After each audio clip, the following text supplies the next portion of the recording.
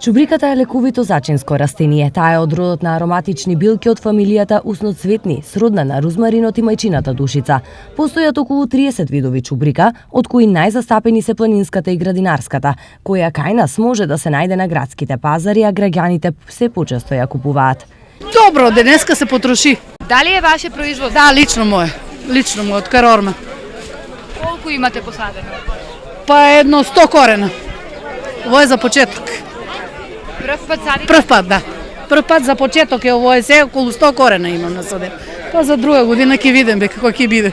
Бара ли некои услови посебни за одгледување? Не, уопште ништо. Само вода и ништо друго не бара.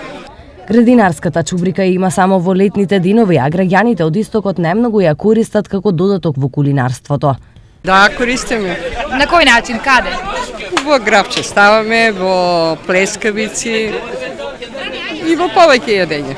Што ви се допаѓа најмногу? Миризмата на чубриката. И здрава е. Користиме, како не користиме? На кој начин? Па у готвењето се ставаме, у манџи, у тие работи. Освен нејзиниот карактеристичен мирис и вкус, чубриката е ефикасен лек против голем број на болести.